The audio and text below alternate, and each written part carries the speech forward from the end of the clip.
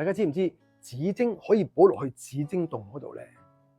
水晶用完禮手就劈喺度，唔怪得水晶幫唔到你啦。嗱，水晶係需要消磁淨化同埋充電嘅。嗱，如果咧你想要知道點樣做咧，睇翻我幾千條片啦，佢會幫到你嘅。嗱，都繼續回覆 fans 嘅問題啦。佢邊有 Sir？好啦，紙晶洞有破裂，咁仲可唔可以用咧？嗱，我想同大家講講啊。而家今時今日紙晶洞一般嚟講啦，烏拉圭、巴西啦，都係生產好多嘅。咁咧後邊通常咧都係咧點講咧用嗰啲我哋叫泥青啦抿住佢㗎，咁保存佢耐啲、靚啲、美觀啲，係咪？咁但係咧可以大家睇睇Peter Sir 而家呢個紙晶洞咧，哇好多年幾十年㗎啦，因為我自己嗰陣時咧當初咧同佢有姻緣啦，呢個一對嘅咁你可以睇下後邊嘅啦，後邊咧係冇瀝青，冇瀝青油落去嘅，佢係原生嘅。咁好容易咧其實講緊真係好容易係有損耗譬如我大力啲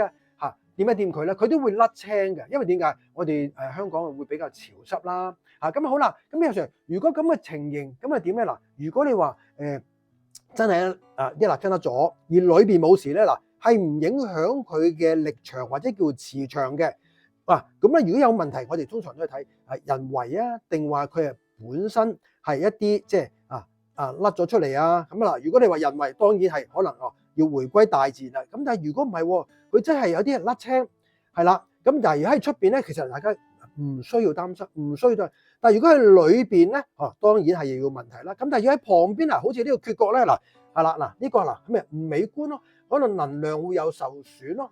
其實Peter Sir會搞一個方法你只要咧用翻紫色嘅水晶紫色水晶自己揾，你差唔多嘅，好啦，貼翻喺呢個位置我哋叫咩？我哋叫補氣。咁咧個能量咧，咁咧就可以翻嚟嘅啦。咁所以大家咧其實唔使驚嘅，呢啲係叫天然缺陷美咁咧如果有少少問題你可以照用嘅。咁如果你覺得唔知點算好，亦都可以send 俾Peter Sir 去睇睇嘅。